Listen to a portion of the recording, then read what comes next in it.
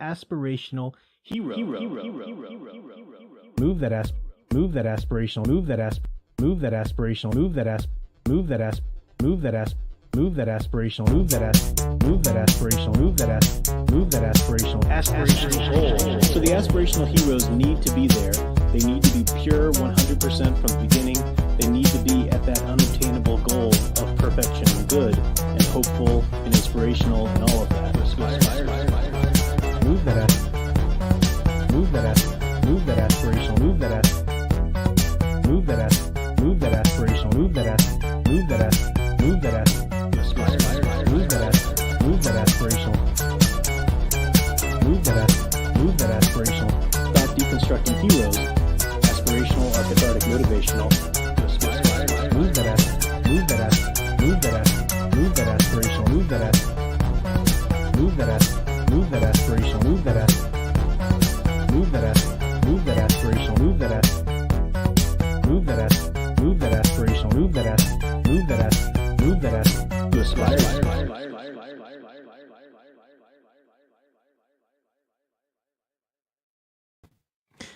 Hello everyone, I'm Professor Geek. Welcome back to the channel, and welcome to another Office Hours live stream. You will have to let me know how the audio is this time, because it's been a while, and my everything's been unplugged and knobs have been turned. I think Alyssa got in here and played with the sound thing here, soundboard thing. So hopefully everything's coming through okay. It looked like I was coming in really hot when I first popped it in, but audio is good, Sound Engraver says. Okay. If Sound Engraver's happy with the audio, then you know the audio is good. Last time I streamed, it was just really coming in so hot, it was clipping a little bit. And I know you guys said it was good during the live stream, but when I was trying to cut out some of the videos from it, it was just clipping a little bit. It was weird. I don't know. But glad that it's working now. Go ahead and welcome the chat here. See who we have. Looks like earliest I have here is coffee. I don't know if there were more, but the earliest comment I have here is coffee. Good to see you. Eldridge fan, great to see you there. I swear if you say one word, I'll tune you out for a month. My feed is a toilet that's clogged with that crap. Man, I hear you. I hear you. I am going to talk about the ridiculous need to talk about that, but I'm not going to talk about that show in general. But man, well, I'll talk about that in a second. Good to see you, Nathaniel Zalozball. Samuel Proctor, channel member. Great to see you as well. Horizon Talker, welcome. Big Al popping in to say hello. Ghost Planet Max Inc., great to see you. You're usually first, man. You're slacking today a little bit. Eldridge fan said you might polish up a novella and get me to edit it. Yeah, I've been doing a lot of editing lately. You know, I have the time this summer, so I've had 4 or so editing gigs thus far. Electric Barbarella, Studio Super here, Junk. I need to get his manuscript back to him. So yeah, I've been that's been fun. I really like to edit manuscripts. I really do. It's that's just something that, you know, it's just what I've been specifically trained. I mean, you know, my education is to teach, but you know, I also have the MFA in creative writing, and it's you know, I studied how to write good, succinct prose, how to craft a good story, attention and pacing and everything. So that's, you know, that's what I've been trained for, and it's really fun to you know, stop just trying to get students to care about writing some sort of analytical essay and actually, you know, work on somebody's fiction manuscript, whether it's a comic manuscript or a story or a script for a movie or whatever. You know, it's always fun. So yeah, be happy to help anybody with their manuscripts or whatever. Again, I do have the time this summer. I'll drop my email in the chat one more time, and I usually get a bite here or there. And again, my rates are crazy low, but it's just because I find that helps a lot of writers. Plus, you know, unless I really wanted to push doing this professionally and doing it for like publishing houses or whatever, you know, everybody tells you as an editor, don't undercharge. You know, your time is worth, you know, more than this in your education. And it's all true. It's certainly all true. But the simple fact of the matter is, writers don't have that kind of money just to, you know, spend all these thousands of dollars on editing or whatever, you know. So I charge $2 a word. I mean, sorry, 2 cents a word, which is crazy low. 3 cents a word is even low, and that's about the lowest I've heard a lot of people doing it. But I do it especially because people who patron my editing service find me here on my channel, so that's a way for me to give back to my subscribers and or channel viewers. And yeah, so anyway, put the email in the chat there if you'd like me to if you'd like to talk to me about some editing, you can drop me a line. So let's see, where was I? Eldritch fan, Private Eye and Retrospectiva, welcome. Divinital Kayan, channel member, great to see you. Electric Barbarella here as well, 14 BIS, good to see you. Darth Enigma, Studio Super, and of course my dear sweet Sound Engraver, channel member as well. So yeah, oh, this is cool. Junk said he made a great horror story a while back about a man obsessed with a cryonically frozen woman. Yeah, I've read a couple of my stories on the stream. That's one of my favorite stories that I wrote. It's called Girlfriend in the Basement, and it's I am working on compiling my short stories into a compilation that I can probably just I'd like to shop it around 2 small publishers. I know that that's not. The real money is in just doing it yourself and this and that. I get it, but I'm just not the businessman. I just don't have that level of skills or time or energy. And small publishing houses have served me well in the past, so I'll probably do that. But yeah, Girlfriend in the Basement was a thank you for that, Junk. I appreciate it. Girlfriend in the Basement is a really great little tale about a guy who gets back from his honeymoon with his wife to find out that his ex-girlfriend has had herself cryonically frozen and left herself to him in her living will. And she's only to be derived. Her advanced directive is that she can only be revived if he agrees to divorce his wife and marry her. So there's more to it, that kind of makes it a little more believable, but it's a fun story. I like it. I really like to write tales. That's my number one favorite thing to write. Now I am trying to work on a novel, and it's good for any writer to be able to stretch themselves into other medias and genres and whatnot. But for me, I've really it's one of the things I worked on when I was studying for my MFA degree, and really I was at a great program where I was able to work with a lot of published authors and really do a lot of studying on how to do this, but really crafting the tale. And this came from my love for Edgar Allan Poe growing up, the Twilight Zone, that kind of stuff. And a tale, I say nowadays, Edgar Allan Poe said that any good piece of fiction should be short enough so that a reader can finish it in one sitting, because he wanted, to the readers to experience something that he called the unity of effect, meaning that, in a good short story, every word, every part of the language, every word choice, every, length of a paragraph and everything, the characters, it should affect a certain emotion in the reader, one certain effect. And he said that, if it's broken off, it breaks that effect. And I think he's onto something with that. I think there is something truly special about a piece of fiction you can sit down and read in one sitting. Doesn't mean that there's, not something to be said for a novel where you can kind of live with that piece of fiction for, a month or so or longer if it takes you that much longer to read it. It's kind of fun too, but there is something about that, just that powerful punch of a short piece of fiction. And in Poe's day, people actually had longer attention spans, and you could, read longer stories today, trying to get somebody to read something in one sitting. So my tales, the short stories are no longer than 10 pages, if that. And that's really, it's not about leaving things out. It's not about, in fact, it's even harder. It's even a real precise art to boil something down into just a real, Stephen King said, about short stories. He was talking about novels, and he said, but a short story is something different. A short story is like a kiss in the dark from a stranger. And I love that definition of it, especially in a good, succinct tale. Like episodes, I used to love those anthology series growing up with like Monsters or Tales from the Dark Side and stuff. And if it's done well, you spend this little amount of time on a story and it just gut punches you, or it just gives you this effect, and you walk away like, what just happened to me? What was that? And it's really cool. That's why I love stories like that. So glad you remembered that, Junk, that I read that. Appreciate it. And so many more people here.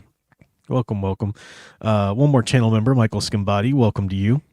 Wants to know my favorite Batman villain. That's just too hard to answer. You said yours used to be the Crown Prince of Crime, Joker from the 70s and 80s, but you've chosen Scarecrow now or gotten interested in him. Um, I don't know. I mean, I love good Batman villains.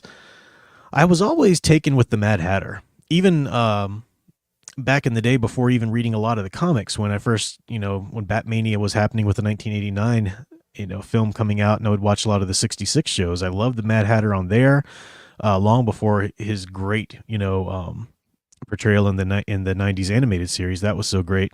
And I even liked him in the Arkham games, except for Arkham Knight. Arkham Knight did so many weird things. The writing was just so all over the place with that. But right off the top of my head, I'd probably say Mad Hatter. Really fun villain. So, all right. So it feels like forever since I've been streaming. We only missed a week, but it just feels like so long since I've been here chatting with you guys. What happened was we had a cold, just one of those summer colds hit the household. And you might even hear it in my voice. I might have to stop and cough or blow my nose or something like that, because you get those summer colds. I don't know if it's like this with you, but they're just so annoyingly persistent. It's very, very rare that I'll ever get an illness that like lays me up, that I'm just like, I can't, I'm sick in bed. I very rarely ever get sick like that. Poor Sound Engraver, on the other hand, she very rarely doesn't get sick like that if a sickness is going to get to her. She doesn't get sick that often, but she doesn't just get a little cold. Something, she got this mess that I gave to her, sadly, and she was sick in bed for 3 days. But Alyssa got it as well, poor thing. And she didn't get it quite as bad as Michelle, as Sound Engraver, but she didn't get it, quite as easily as I did either. So, we had that, and I had her a few extra days schedule-wise and everything. And last weekend, it was just too hard to stream. At first, I was going to stream Sunday. Sound Engraver was going to take off streaming because she didn't feel up to it, and I was going to take her slot Sunday, but I didn't have the energy. I didn't have the voice or anything. So, glad to be back. Glad to be back in the swing of things now.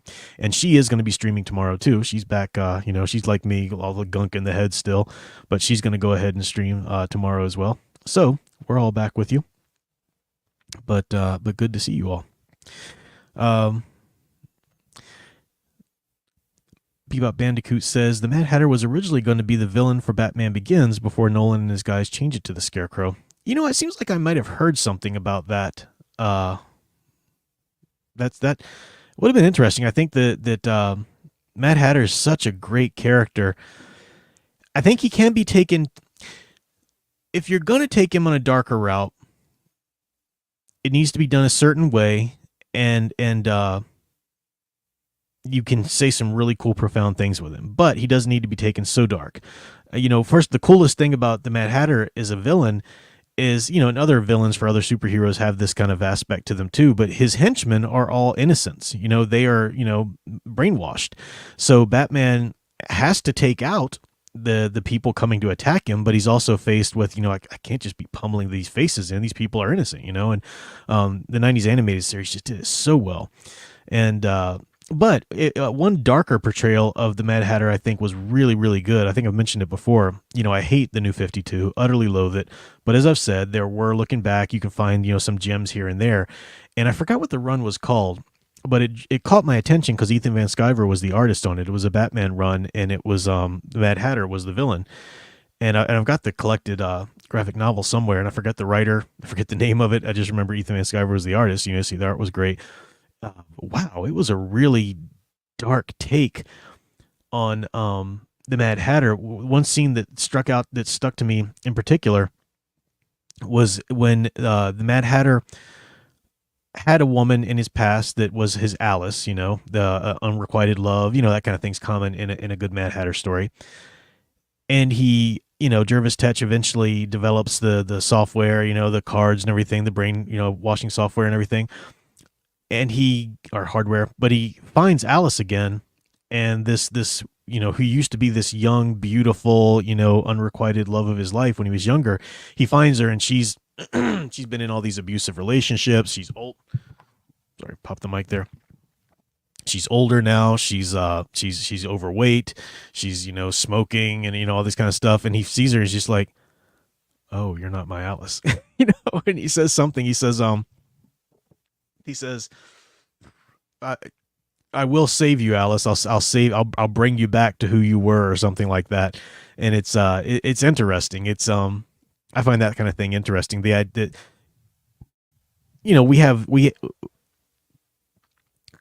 lot of times people fall in love with the idea of someone rather than that person.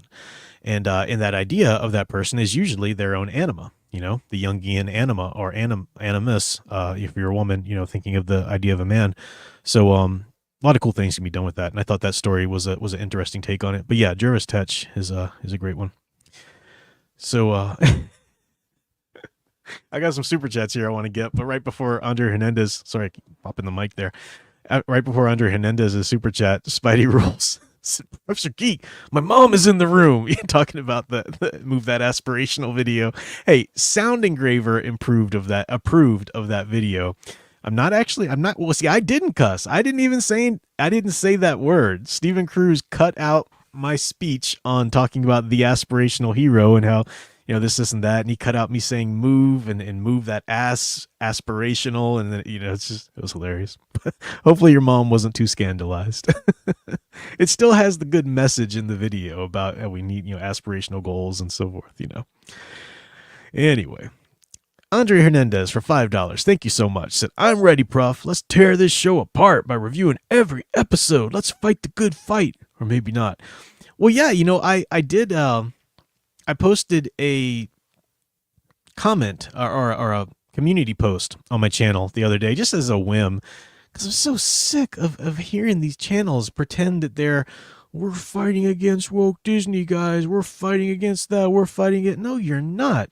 You are invested in this system that you've created, this YouTube algorithm beast that a lot of these channels have helped to create. A lot of them jumped on the bandwagon later. It makes them money. These channels don't want Disney to change a single thing. They don't want Disney Star Wars to be saved. They don't want the MCU to not be the MCU. They love this. They love it exactly how it is. They love this, right?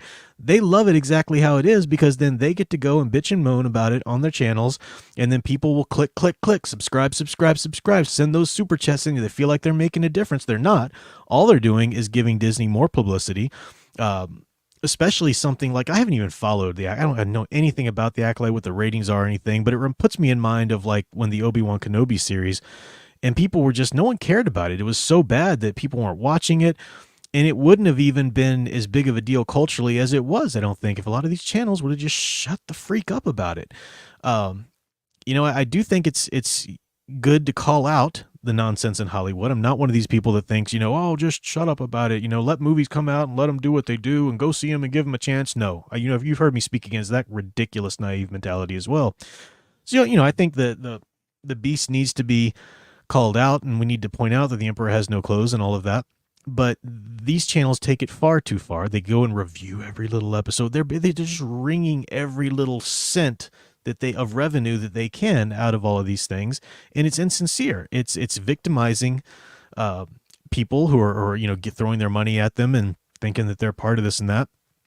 So I did this community post, and I said, I said, remember, the best way to fight against woke Disney is to give them as much free publicity as we possibly can. Review every episode, cover every story. They hate this, and it was encouraging to see a lot of people are starting to wake up. A lot of people, because I've been saying that message for years, and a lot of people, more and more people, every time I say it, are going, yeah, I'm so sick of this. What is it? This, they just get it. Their eyes are open now. Some people say, oh, I know, Prof, but I gotta admit, I can't stop clicking on that, which, hey, at least you've got a problem, right? But then there are still these people. There are still people. Well, okay. I mean, but hey, look, some people are just entertained by that. We're just entertained by that. Or, hey, look, it's a catharsis, they serve a purpose. It's okay for us to, basically what they're trying to do is make any excuse in the world to make it okay for them to still go watch these channels, because they can't not watch these channels. It is addicting. It's like somebody watching, daytime trash talk shows. That's, like I said, it's the Jerry Springer studio audience. They can't turn away, because this is where they get their dopamine hit. And these justifications for watching these stupid reviews and these ad nauseum channel video after video. Oh, Bob Iger blew his nose in a way that was disrespectful to George Lucas the other day, and brr, brr, brr. The reason that's hurting our culture. It's not just an innocent little thing. Well, some people kind of like it. Some people are entertained. Well, that's a problem. It's a problem that they're entertained by that. Because if you're entertained by that, if you're entertained by the drama, then you're not really in love with Star Wars. You don't really want more Star Wars content or more Marvel content or more Warner Brothers content or DC or whatever. You want the drama. It's important to you to be a part of the studio audience or the Jerry Springer show. That's what gets you off. That's what you're excited about. You don't want actual change. You might say you do. You might say, no, blah, blah, blah, blah. No, if you're tuning into these channels, it's counterintuitive. It's working against the fact. So that's what you love. So it's a problem that people are finding this entertaining because it's standing in the way of any actual cultural change that could happen if we really just ignored them out of relevance. Ignored them into irrelevance. So that's that. And then this idea of, well, it's a catharsis. Okay, that could bring people to the channels at first. There is sort of a shared catharsis. You find other people who are fed up with this nonsense like you, and yeah, that's a thing. But catharsis doesn't keep you going back to these channels over and over and over again. Catharsis doesn't give these channels the kind of success they receive. That's addiction. That's addiction to the melodrama that gives these channels that kind of success. It's not about catharsis anymore. So that argument doesn't work either. But anyway, got me on a ramble there. Studio Super, another $4.99 super chat. Thank you so much. Said also, as a customer to Proof's editing services, go for it. Great service. Yeah, thank you, Studio Super. Yeah, I just worked on a story treatment that he had for a comic, and it's really good stuff, really cool stuff. So, I do developmental editing. That's the level of the editing that I offer, but I can't not comment on the pros, so you do get a little copy editing thrown in there too, because, ideally those should be different levels. If you really get your story developed well and you got the content well, then you'll want to go back and really get somebody to copy edit it and help you really get that prose tight, and then ultimately you'll get a proofreader after that. But I think that copy edit or prose styling and the story content, it's linked. It's too linked to not address both to a certain level. Anyway, yeah, welcome. Said I write for fun for fiction. I write fan fiction for fun, but I've been a little down lately and can't seem to get motivated to write. I hear you. Like I said, before a few weeks ago when I was dealing with burnout, with the teaching all the classes, the semesters, and that's finally over, and I'm finally, got a good break and enjoying some creative stuff again. But I hear you. Yeah, it's hard to get motivated when that's gone, for whatever reason. So, Studio 96 Films, currently writing my own Superman script. That's awesome. That's really great.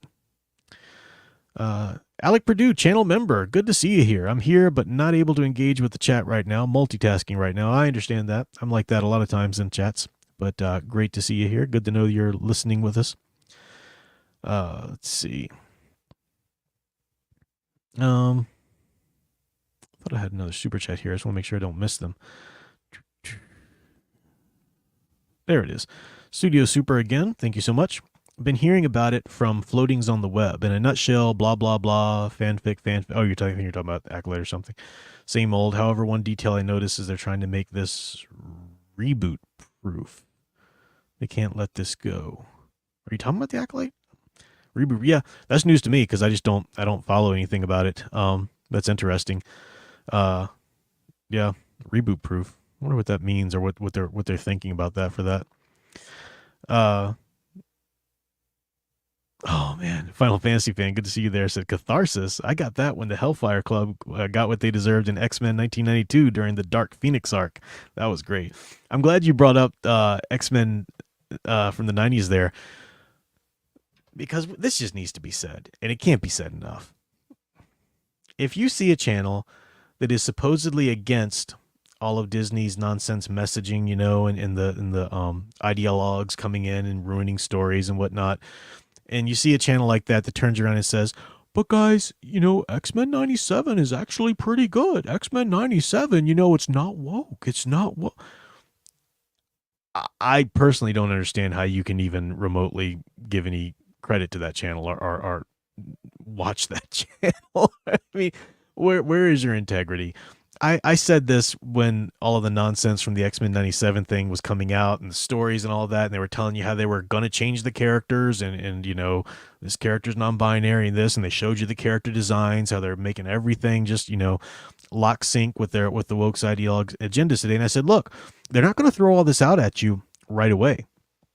They will even try to maybe even a first whole season they'll give you, you know, trying to hook people in. But rest assured, they've already told you this is coming. This is right here in the pipe. It's ready to come down to you, all of this nonsense. And the fact that people are just, you know, so naively going, it's actually not that bad, guys.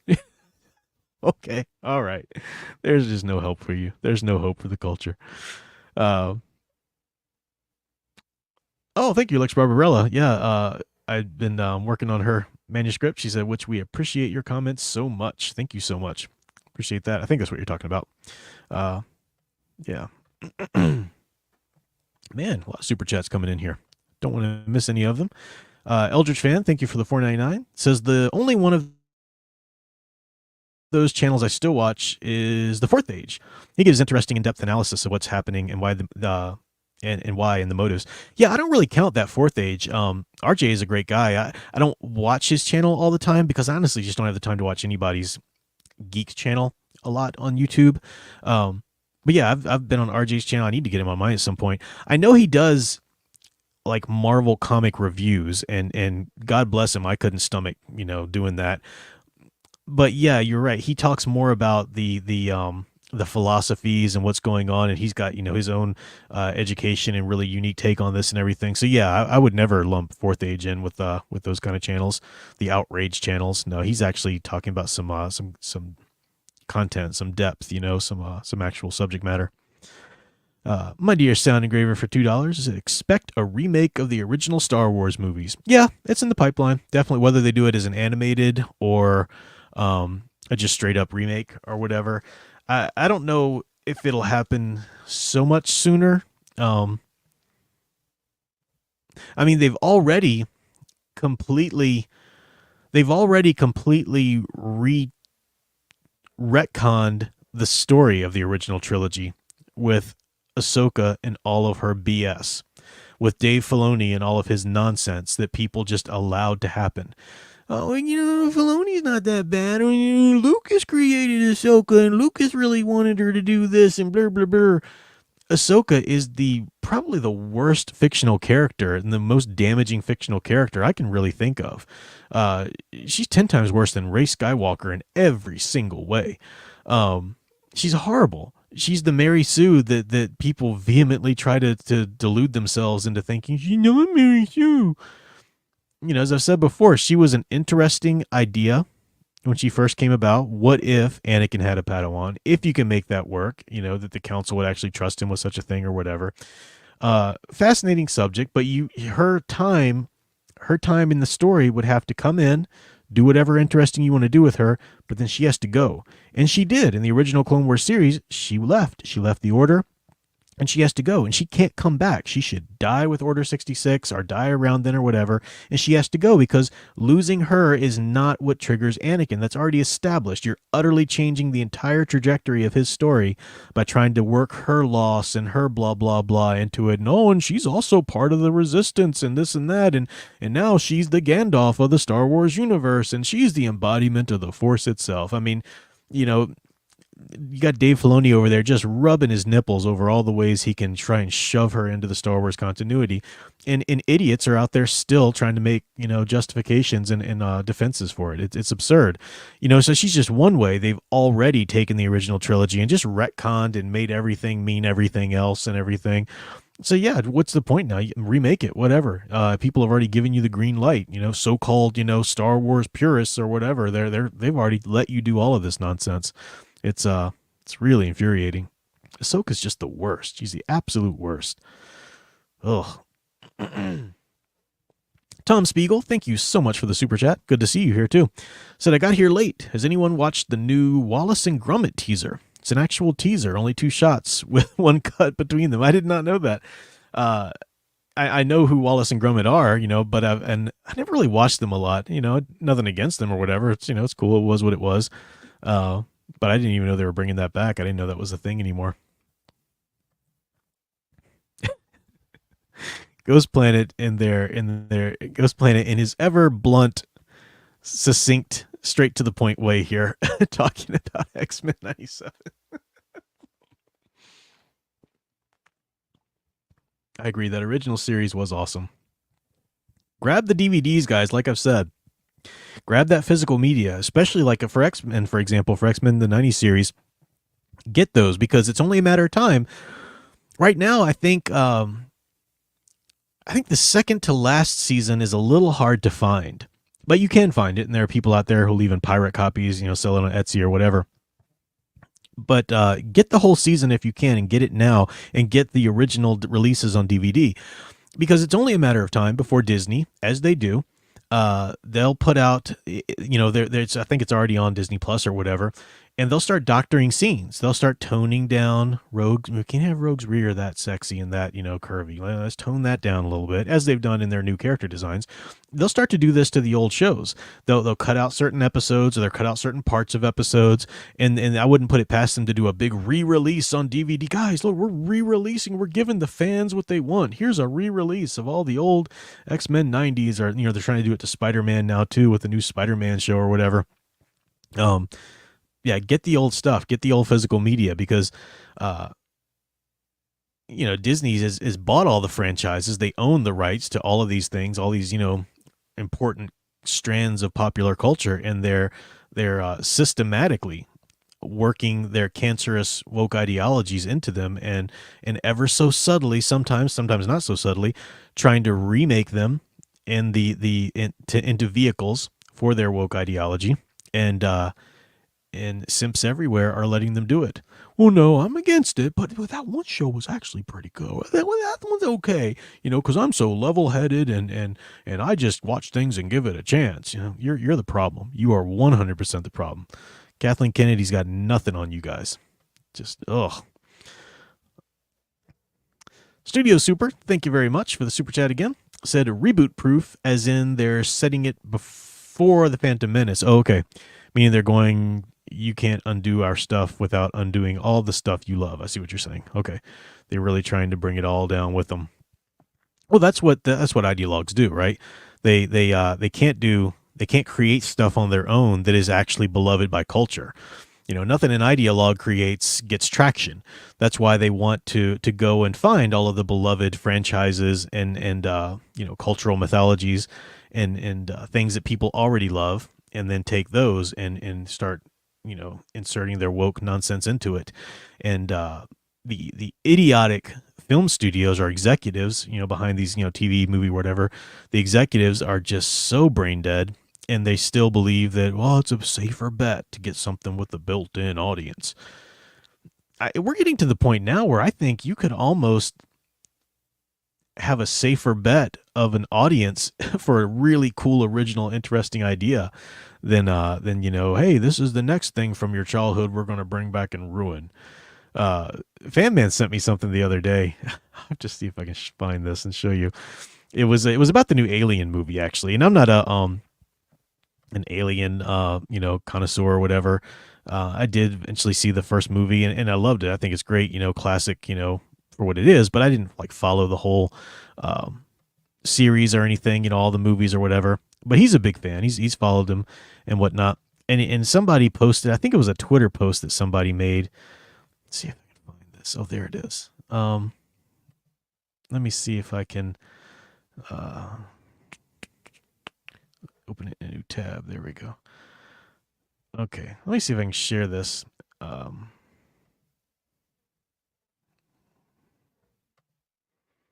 we go. This is pretty funny, but this really applies to any any old property that they're trying to bring back or whatever. Remember the they're talking about the Alien movie. Remember the atmospheric processor? Oh yeah, I remember the processor. Remember the circular vent opening with a screeching sound? Oh yeah, I remember that. This is fans getting all excited about this crap old franchises, brought back in horrible ways. Remember the blue laser field? Oh yeah, I remember the blue laser field. Remember the alien trying to grab Newt from beneath the vents? Oh yeah, I remember that scene. Remember the pulse rifle? Oh yeah, I remember the pulse rifle. Remember the motion tracker beeping? Oh yeah, I remember that sound. Off to it. Remember the tagline, "In space, no one can hear you scream"? Oh yeah, I remember that sentence. Remember when alien movies were good? Oh yeah, well, actually barely at all at this point. Good for you. They brought back a franchise, and crapped all over it just so you could see the logo again and maybe hear some of the original music again. Was it worth it? Was it worth it? I would trade every single thing Disney has done with Star Wars in a heartbeat. I would trade everything. It's all garbage. No, I don't want. Please stop messing up these old franchises. I don't want new takes. I don't want reboots. I don't want you to bring this or that back. It happened. I love it. It's what it was. I don't trust any of you to do it justice now, so just leave it alone. Leave it alone. Go do your own things. Well, we can't do our own things because you don't come and watch it and we don't get to preach our woke nonsense to you. Yeah. Anyway. Michael Scombati, thank you for the $4.99.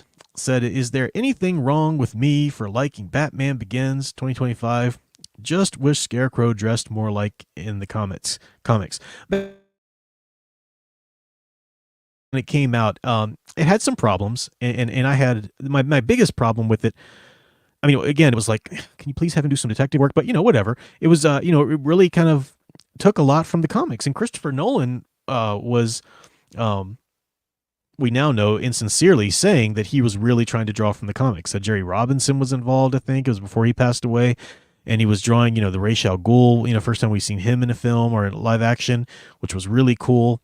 There was a lot of cool things about Batman Begins, and it promised to really set off what should have been and could have been a more comic accurate Batman. The whole stupid thing at the end, I don't have to kill you, but I don't have to save you. That was just dumb. You killed him. You killed him. Stop pretending otherwise. That was absurd. And I don't like I didn't like the portrayal of Batman. Oh, Batman, Beast Man and Wuss Boy, is what I call them. It was two divided personalities, which was just dumb. But like I said, there was great stuff in Batman Begins. So no, I don't fault anybody for liking things about that movie or saying that was one of their favorites of the movies that have been made or whatever. Because it had a lot of potential and it had a lot of cool things about it. Casting, a lot of places. Gary Oldman is Gordon was great. What's his name is Lucius Fox. Was great and stuff. So anyway, yeah, it was good stuff in it. And the talking about Scarecrow. I'm just blanking on all the actors' names now, but that Irish guy is Jonathan Crane was really good casting. That was pretty sweet. Eldritch Fan, thank you so much, said, this is why they break things like Dune into 2 parts or multi-parts. Start off with an okay one to draw in viewers, then load the propaganda in part 2. That's their MO. They know how to do this, and fans have not figured it out yet. Fans have gotten to the point where they're so desperate for new content. Dune's a great example. I'm glad you brought that up. I mean, deal breaker, right off the back. You can't gender swap kinds. No, that doesn't work. Did you read the novel? This is a classic, beloved story with very specific Jungian themes in it. Frank Herbert was a Jungian. He worked as a psychoanalyst for a time. He knew exactly what he was doing. He was saying very specific things with this work, very specific things about fathers and sons, fathers and daughters, the legacies that fathers versus the legacies of mothers that leave behind. You can't go into a story like that and just start wishy-washy gender swapping. But what did idiots everywhere say? Well, it was just the one, and it wasn't that big of a deal, and, it really respected the fans, and... Oh, and then when part 2 comes out and just throws all that crap out the window and just takes a big dump on the story and says, screw you to all the themes, what do fans say? The visuals, it was so amazing. It was such a beautiful film to watch. There's no hope. There's no hope for people. People don't want good content. They really don't. They just want content. and they will accept anything as long as it's new content, because they gotta feed, gotta watch, gotta go back and get that hit. All right, I think for now anyway, I'm caught up with super chats. Thank you, Cillian Murphy, Sound Engraver. Thank you, and Morgan Freeman. Yeah, I don't know how I can. I just watched Unforgiven the other night with Morgan Freeman. Don't know why I'm blanking on his name. Yeah, I've just been myself in a really big Western kick this summer, just watching rewatching some Westerns that I've seen back in the day, and watching a lot that I hadn't actually seen yet, for whatever reason or another. Western movies and Western television shows. I discovered, I know it's probably been around forever, but I just kind of discovered it, Pluto TV, the app, which has a lot of great classics on it. I've been watching Have Gun Will Travel, Wild Wild West, the old episodes. I caught some of those on Nick at Night back in the day. It has some Gunsmoke, some Rawhide, but it also has has Stagecoach, John Wayne, John Ford. I don't think it has El Dorado. It's got Rio de Lobo, the Howard Hawks John Wayne film. But yeah, I've been watching a lot of good Westerns lately, and I'm actually going to talk about that. One of the things this sickness did for me too, getting that cold and everything and still getting over it, was yet again, it put me behind on recording the next episode of my Iconicast podcast. And so that's coming. That's coming this week, actually. I need to record that because I want to talk about some things Western related. Specifically, I think I mentioned it a little bit the last time I did a live stream. High Noon, the Gary Cooper Western, which was very artistically well done, but it was a 100% attempt to deconstruct the American monomyth for the purposes of the communist, agenda in that day, which is still with us today. It's still part of the whole woke agenda, maybe not, so specifically political in its manifestations today, but it's still there. It's the same thing. And let's deconstruct your ideas of heroism and whatnot. And that came about with the revisionist Western genre, which I think is a horrible name. I like some movies that fall into that genre because I don't think they're actually trying to do that. But anyway, the Westerns I just think are such a fascinating genre because, I study archetypes, and one of the things I've said about the archetypes is that they're cyclical in our culture. At certain times, because of certain cultural pressures or certain cultural evolutions or things that happen, we tend to gravitate toward, or we need one type of archetype more than we do another. So we'll gravitate towards stories of one type of archetype more than another. And the biggest problem in our culture now is that the tricksters just continue to run rampant, and people think the trickster's so cool, and trickster. All the trickster does is question and tear down, and that's needed to some degree. That's needed to some level, and sometimes it's needed more than others. But you can't just be the trickster. After the trickster has blurred these boundaries, what you end up with is this unsafe, this space now that needs to be traversed. And metaphorically, I mean, actual frontiersmen do actually go out to literal frontiers, whether the American frontier or the Wild West or space or whatever, but it's a metaphor for new cultural ground that's breaking. Okay, so this new thing has happened, these new boundaries have been pushed or whatever. Now there's this new shaky ground where the rules aren't really that clear yet here. And the frontiersmen are heroes that go into that area and make it safe.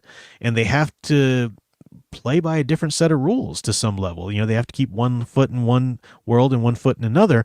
And, a good lawman or a good marshal, whether it's, John Wayne in Rio Bravo or Kurt Russell in Tombstone or something like that, they do have to kind of play by their own code a little bit, but it's always with the intent to make justice and law and order come in there, and eventually once the frontiersmen have done their job, then you can bring in detectives to kind of take that work over and so forth, and that this works, metaphorically in any kind of new cultural ground that's broken and whatnot. And people so misunderstand that appeal of Westerns. Andrew Clavin, for example, was talking about Westerns way back when again, I can't remember any actor's name tonight, sorry. but the woman who was kicked off of Mandalorian, that in what's it, Livewire or whatever, or not? What's, man, I can't remember anything tonight. It's been such a week and it's cold. I'm tired. Uh, I don't know. I can't remember the name of it. What's the thing that Michael Knowles and they all belong to? The media thing, the conservative. I can't remember the name. Anyway, you guys will throw it in the chat there. But they did a movie with her that that was Gina Carano. Thank you. Yeah, Daily Wire, Live Wire. I knew that wasn't right. Gina Carano. You know, when they did a Western for her, and Andrew Clavin was talking about Westerns. And he did a cool video, and he was talking, and he brings out some cool stuff.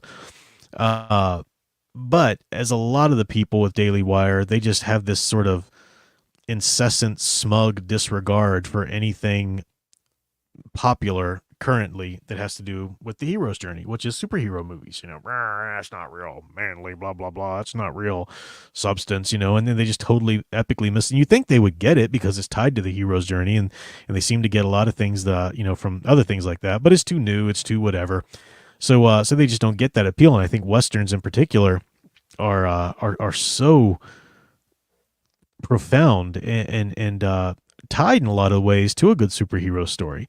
I mean, you know, how many, you know, Star Wars is in a lot of ways is a good Western, so to speak. You know, I know not, you know, literally in the genre, you know, but Serenity and Firefly, good Western, you know, a lot of space, you know, that's what Gene Roddenberry wanted to do with the original Star Trek, you know, was wagon train in space, you know. So yeah, I'll be talking about that more on the Iconicast episode as well. Studio Super, thank you very much. Said I'm not very knowledgeable on Westerns as I don't watch that much of them. However, I really did love Tombstone. Also, would you consider RoboCop, a Western set in the future? That's interesting. I'd have to watch RoboCop again. I haven't seen RoboCop, honestly, since I was a child. Which, you know, maybe children shouldn't be watching RoboCop. But I'd have to watch it again, though, to really answer that question. That's an interesting take. I'd be interested to watch it again and think about that. I do tend to watch, I like classic Westerns, but I do like good new Westerns if they're done well. Like Tombstone, you just can't, and even though it's not new, it's in the 90s, but it's not, you know, it's certainly far away from like the 50s and 40s and 50s Westerns. But last night I just watched, actually, it was available. I caught it. I'm still kind of getting over it. I'm still kind of healing from it. But I watched Bone Tomahawk from 2015. I wasn't gonna, you know, if a movie's come out in the last 10 years or something, chances are it's crap. But there are exceptions, and I knew that. And I saw the you know, trailers for it or whatever. You know, Kurt Russell's great. Kurt Russell was in it. I liked the kind of concept that I saw, and I was like, is it going to be just a bunch of woke nonsense? So I did a quick search on YouTube, and I found this one Snowflakes video immediately pop up. It's like, it's time to stop making excuses for Bone Tomahawk. It's so racist. I was like, oh, okay, well, I can go ahead and see that then. It's probably very good. And it was. It's a Western horror, though, and you guys know me. I'm not a horror fan in general. Doesn't mean I won't like a good horror film if it's done well. But I just never understood somebody that's like, I love horror. Like, that's what you love? I mean, if a lot of your favorite movies tend to be horror movies, that's one thing. But you like, it's like, I like watching people murdered. I mean, that's basically what you're saying when you just say, I love horror. You know, I like good movies. And if some good movies tend, like the original Halloween movie is a wonderful film. It's also a horror film. It's a wonderful film. So anyway, Western in horror is an interesting twist if done well, and Bone Tomahawk did it well. Now it's like, man, and it gets graphic at one point, and it's just like, you know, a lot of people are just so desensitized to it, they'll watch that, and then, you know, 3 or 4 more things worse than that, you know. But I was like, okay, that's met my horror quota for a while, but it was really good. You know, a good Western should always kind of question and make points about where's the delineating line between civilization and savagery, you know, because we're in that in-between space, you know, we're on the frontier. And Bone Tomahawk did a wonderful job with that. Really fascinating themes. Don't watch it if you can't stomach a horror film, because, I mean, basically it's a torture scene. It's not even horror. It's a straight up torture scene you have to watch at one point, which is really painful and uncomfortable. But thematically, it all fits in, and it was done quite well, you know, as a film. And Kurt Russell's great, you know. He really is kind of a classic John Wayne style marshal, you know, or sheriff, you know, in that. Nathaniel's Lowsball, would you count Cowboy Bebop as a Western? I just wrapped up the series today and it still stands the test of time. Yes, Cowboy Bebop is definitely one of those, I don't know what you would call it, sci-fi Westerns or something like that. Uh, Actually, I just mentioned how I love the old show Wild Wild West from the 60s. Great show. And if you haven't seen Wild Wild West, if you're a Cowboy Bebop fan, go look up on YouTube the title sequence to Wild Wild West. Make sure you're looking at the television title sequence and not the stupid Will Smith movie from the 90s. Look up at the sequence from the old show, and you can see that the Cowboy Bebop title sequence is 100% influenced by that. Like they looked exactly at Wild Wild West and they said we want to do something that looks like that. The music's different. The music's its own hip thing that Cowboy Bebop is and whatnot. But you can see the title sequence is 100% influenced by that. And in shows like Wild Wild West, Wild Wild West was so cool anyway because it was trying to take the popular spy show movement that was going on at the time and what other context can we put it in? Oh, let's put it into a Western. So you got these two members of the newly formed Secret Service right after the Civil War who are going out into the frontier, into the territories that aren't even states yet. And some of them are really, crime ridden. And they have this cool high tech train that they ride, and they all these gadgets. And there's the, Artemis is the master of disguise, and it's good stuff. Wild Wild West is great. But yeah, Cowboy Bebop is so wonderful. Cowboy Bebop is it's one of the first anime stuff that I really watched, and it's epic. It's really epic. I refuse to watch the live action nonsense that they did. Just, I think people need to stop. That's talk about not giving things attention anymore. Stop giving Netflix's ridiculous live action anime adaptations attention. I don't care if one was actually okay, but that one was. They're going to keep doing this, and they're going to keep crapping over everything good about so those anime properties. Just stop it. Stop it. All right, coming up to my hour mark here, but I want to finish out here. Got some more super chats too. Divinital Kayan, thank you so much for the support. That's quite a big super chat. I really appreciate it.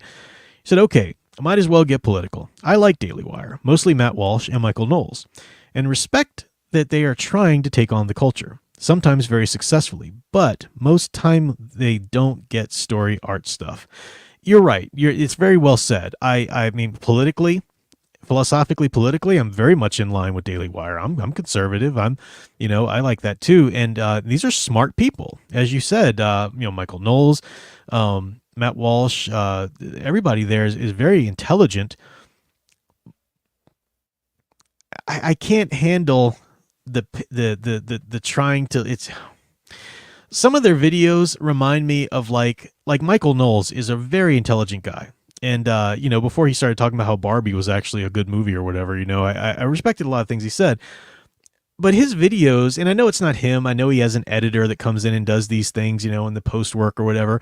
But it reminds me of a youth pastor trying to be like hip and cool for the kids. Like, hey, let's talk about this Bible story, but let's rap about it, guys. What do you think about it? It's like trying to take this content and make it hip, in the little video edits and stuff like that. And it's just, it feels like, I don't need that. You can just talk to me like an intelligent human being. I don't need it to be all TikTok safe, and quick clips, quick edits, because my attention span's going to go.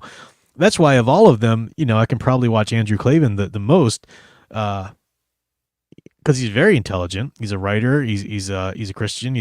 But he's also a little bit of a curmudgeon, and he doesn't, he's a little bit of get off my lawn sometimes with with anything, that is a bit newer, So anyway, but yeah, like you said, though, I do very much respect that they're trying to fight back modern culture. I'm 100% ideologically. I mean, to the most extent, to a certain point anyway, with them. So, wish them all the best. But I can't always watch them all that consistently. Oh, nice. Fright Night is on Max. I did not know that. That's cool. Yeah, Fright Night, one of the greatest vampire films out there. So good. Andre Hernandez says, thoughts on the supposed Superman curse? It's funny how it didn't bother Brandon Routh, since he didn't want something to happen and not play Superman. Yeah, the Superman curse, that's just, it was a coincidence. Things, tragic things that happened to these individuals horribly. But yeah, no, there's no credence to that actually being a real thing. Of course, George Reeves, had a, tragic end. He plays Superman. And, yeah, of course, Christopher Reeve,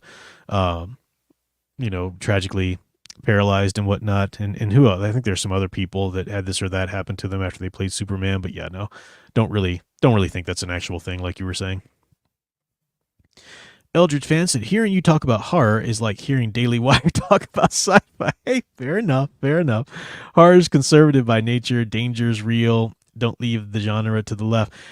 Now, I don't hate horror because it's horror. That's not what I'm saying. A lot of my favorite movies are actual horror movies, and I love a good monster movie. I guess what I'm reacting against is some of these people who just find their identity in being a horror fan. And I'm like, well, what gets you off about these movies then? The fact that people are killing people in them? Because that's all it takes technically for something to be horror, in a certain way. I mean, there's a little more to it and everything. Or do you like good movies and good art? And a lot of that can take place in the horror genre, and it's quite freaking amazing. Like I said, the original Halloween, you can't ask for a better movie. I mean, it's really, really amazing. I love Bone Tomahawk the other day, that I watched. So there's a lot. I'm not, poo-pooing all of horror film by any mean or the genre. You just meet those people, though, who are like, I watch a horror movie every day. Oh, is there something, is there grotesque gore in it? That's for me. Like, that really? That's your selling point? That's my thing.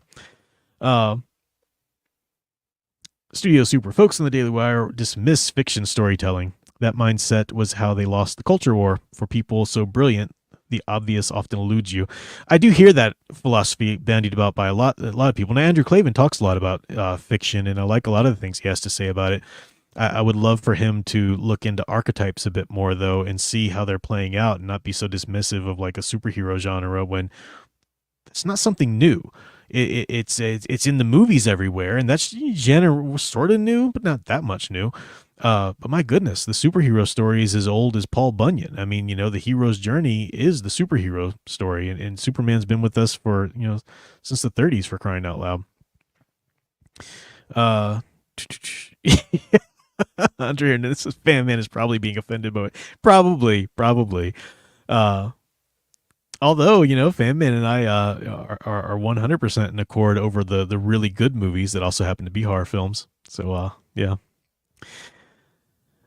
Yeah, I mean, there's that too. Junk is saying, I think it's the adrenaline of being scared. I mean, yeah, there's a popcorn movie thrill to a just a fun horror film, and sometimes it's fun just to watch a cheesy movie just to kind of laugh at it or whatever. I'm not saying it has to be Shakespeare every time you put something in the DVD player or something, but yeah, I don't know. I think I've said what I've tried to say. I'm not dumping on anybody who likes a horror film, by goodness, by no means. I like plenty of them myself.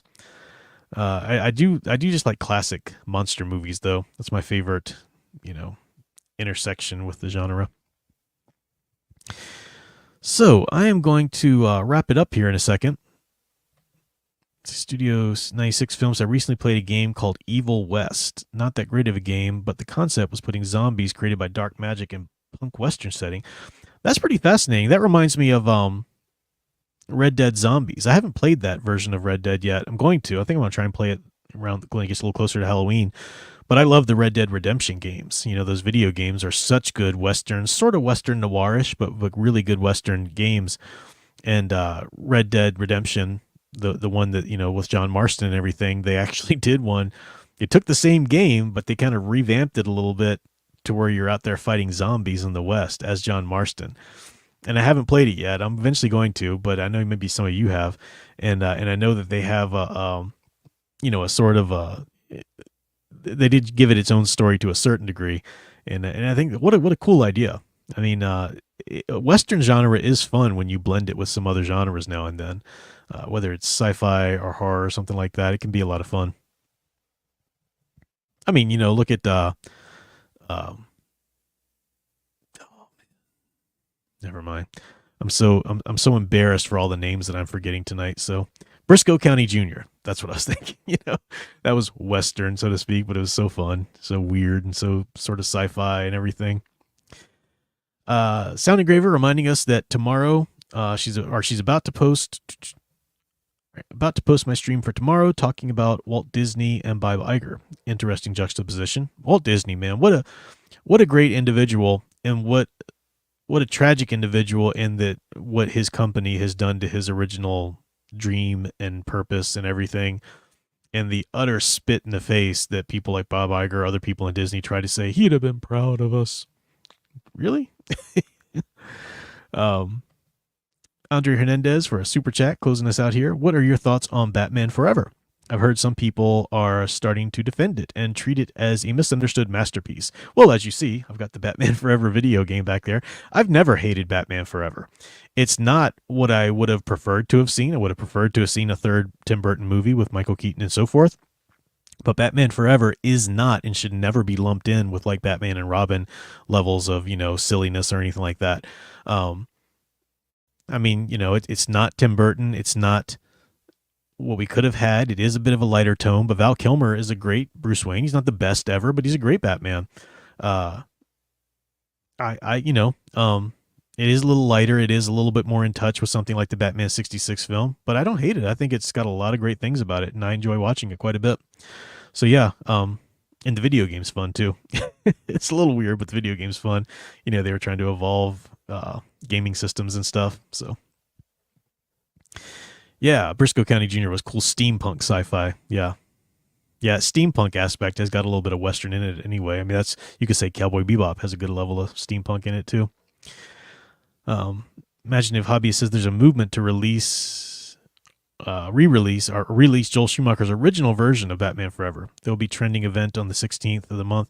Yeah, isn't his original cut has like 10 or 15 minutes more of footage in it or something? That'd be fun to see. I've heard descriptions of it and everything. So yeah, I would like that.